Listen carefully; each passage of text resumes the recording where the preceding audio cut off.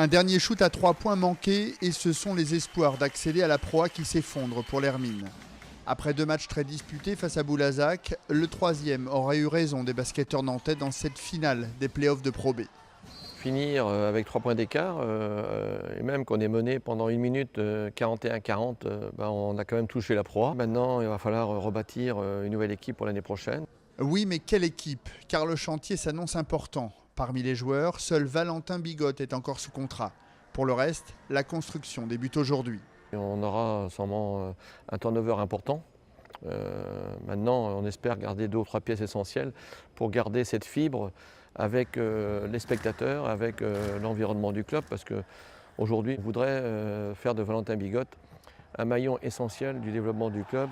Un club de l'Hermine qui se dote d'un nouvel entraîneur avec l'arrivée du serbo-autrichien Neno Aceric qui débarque de Lille.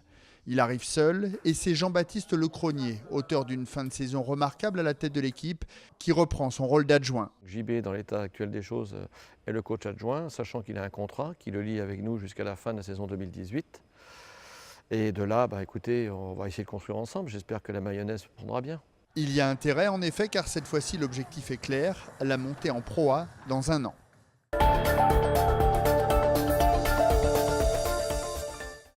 C'est un symbole de l'amitié franco-américaine. Le basket est au cœur de l'événement The Bridge. Depuis samedi, Nantes accueille la 4e Coupe du Monde de basket 3-3. Un demi-terrain, 3 joueurs dans chaque équipe et des matchs éclairs en 10 minutes ou 21 points.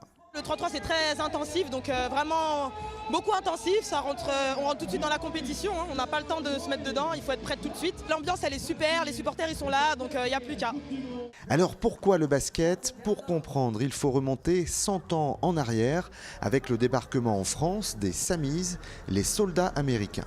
C'est en 1917 les Samis qui ont répandu la bonne parole du basket et l'explosion du basket, non seulement en France mais en Europe.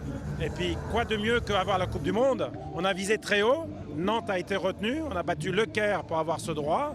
Et désormais, vous le voyez, c'est un magnifique spectacle avec 40 nations qui sont là et le public est au rendez-vous.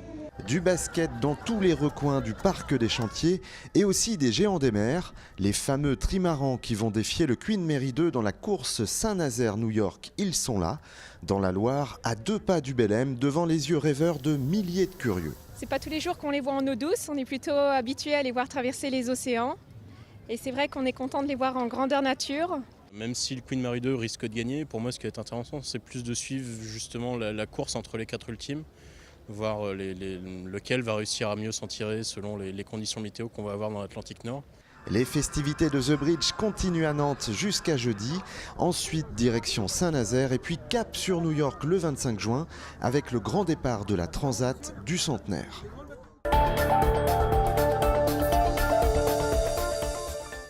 Fini les cailloux, les gravats ou les morceaux de ferraille. La carrière de Chantenay a été nettoyée et pour cause puisque le site s'apprête à accueillir 4000 personnes. Le 30 juin prochain, on y fêtera les 10 ans des machines de Lille. Mais ce déblayage est aussi symbolique puisque la métropole a annoncé son souhait de transformer ce lieu en un jardin extraordinaire, un projet encore à l'étude. On commence les esquisses, on commence à assembler un peu les différents éléments de programme, l'arbre au héron qui va venir, le devenir des bâtiments, un certain nombre de diagnostics sur la falaise, sur les lieux, la végétation. Donc on est aujourd'hui vraiment en phase exploratoire. Une phase exploratoire qui va encore durer puisque l'enjeu est de taille, réinventer cette carrière en friche qui s'étale sur plus de 3 hectares. Et pour enrichir ce projet, la mairie souhaite impliquer les habitants.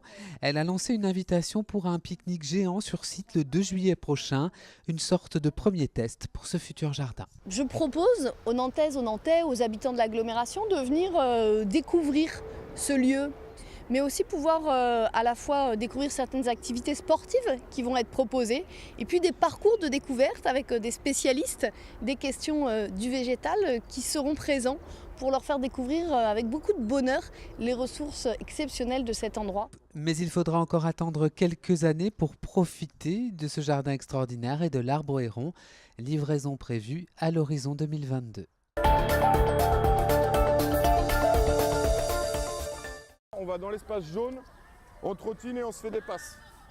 Apprendre à plaquer, à faire une passe ou à marquer un essai, les rudiments du rugby n'ont plus de secret pour Baptiste, Kaina et leurs camarades. Ces élèves en difficulté scolaire ont participé à tout un cycle d'initiation au ballon ovale. J'ai progressé au niveau de mon comportement, parce qu'avant j'étais agitée. Maintenant je suis plus calme, plus posée.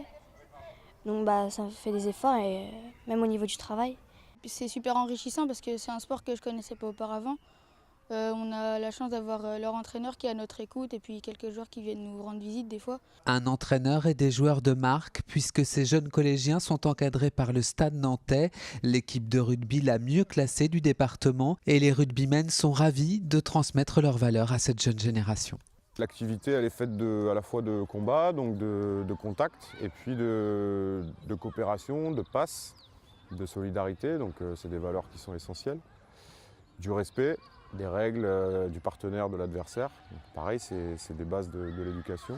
Et le sport est un bon outil pour ces profils d'élèves souvent en perte de confiance.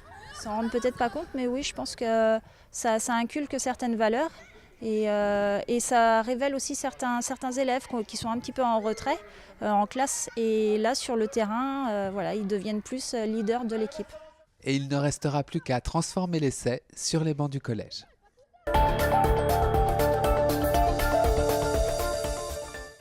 Shavasana, sans doute la plus grande posture de yoga. Malgré les apparences, le toit de l'école d'architecture ne s'est pas transformé en solarium. Non, le temps est plutôt à la méditation avec un cours de Hatha Yoga ou comment étirer en douceur ses tendons et muscles. Ça détend physiquement et moralement aussi. Ça me permet d'un peu d'enlever toutes les toxines. Je suis plus dans tout ce qui est art martial à la base, donc c'est une autre vision des choses, quelque chose de plus relaxant. Aujourd'hui, on en parle beaucoup, même c'est pratiqué dans les écoles, avec les enfants, la même chose que pour la méditation. 1h15 de séance rythmée d'exercices de respiration plus ou moins physiques. Une opération en séduction alors que la pratique du yoga semble se démocratiser. À Nantes, une vingtaine de structures proposent des cours toute l'année. Je pense qu'on est arrivé à un niveau de saturation, si tu veux, au niveau de notre quotidien, entre le boulot, entre la surconsommation, tout ce que tu veux. Les gens viennent vraiment pas dans une optique de sport, tu vois, mais vraiment dans une optique de bien-être. C'est vrai que dans mes cours, j'ai des élèves de 18 à 70 ans et de plus en plus de jeunes qui s'intéressent très profondément au yoga, qui partent en Inde, qui entreprennent des formations. L'association Nava Yoga a enregistré près de 1300 réservations pour la journée. Prochain objectif, attirer les hommes encore très minoritaires parmi les pratiquants.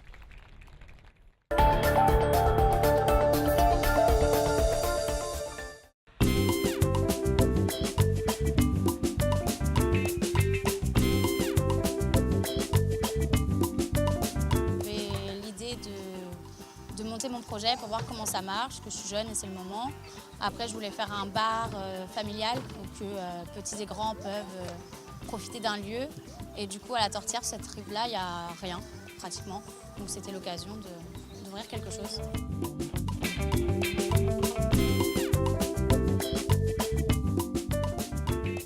Les gens se promènent, finissent leur footing le matin, viennent prendre leur café. C'est un lieu pour se reposer, se détendre et se retrouver. Et du coup, ça permet ici de faire une petite pause goûter ou petite pause pour s'hydrater.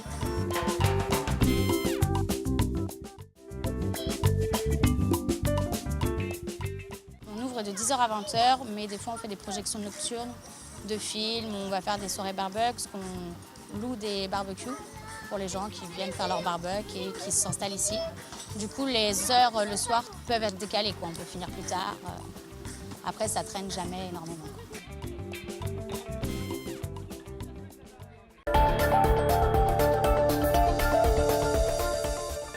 Encore quelques minutes d'échauffement, il faudra entrer en piste. Après plusieurs mois d'entraînement, notre champion est déterminé. Très bien, prêt à souffrir. C'est exact, il y aura 1 heure à souffrir, mal aux jambes, mal partout, mais on va le faire. Et c'est un défi de taille que s'est lancé ce cycliste de 72 ans. Tenir une cadence de 28 km/h pendant 1 heure sous une chaleur de 30 degrés. Une performance exigeante pour cet homme multigreffé. Après ces greffes, il y en a eu 4 greffes du foie. Il a décidé de reprendre le vélo et donc de se relancer un défi et de démontrer qu'après des greffes, eh bien, on peut avoir une vie normale. Un arbitre et 3 chronométreurs de la Fédération française de cyclisme ont encadré le défi et une demi-heure après le départ, on fait le point. Il est parti très fort et là pour l'instant ça mollit un petit peu. Donc on espère pour lui qu'il va pouvoir maintenir les 28 km/h. Malheureusement, au bout de 55 minutes, c'est la chute. Et même si le défi n'est pas totalement relevé, Beniamino est content de sa performance. Je suis content de ce que j'ai fait, oui. Oui, je l'ai fait. Le but était pour les dons d'organes. Hein. Oui, mais je ne pensais pas que c'était si dur quand même. Hein. Puis j'avais mal à mes mains, j'étais bloqué des mains. Mais qu'on se rassure, ce n'est pas cette chute qui arrêtera Beniamino. Dès septembre prochain, il remontera sur son vélo pour un nouveau défi.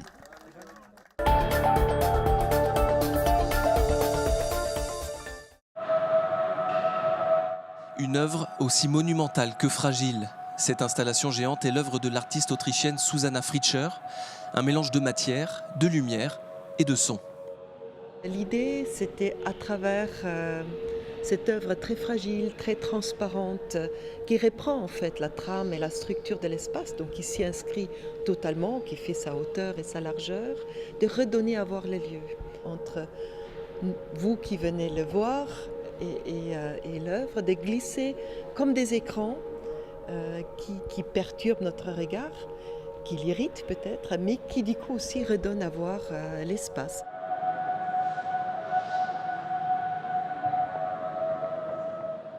Alors c'est des fils en silicone. On l'a un tout petit peu tourné en le mettant en place. Non seulement il se crée une vibration entre tous ces fils qui en fait détectent votre mouvement et qui créent un effet optique devant nos yeux, mais il est très élastique et donc il vibre, il se met vraiment en vibration avec l'air. Elles sont là pour rendre l'air un peu tactile et visible entre guillemets.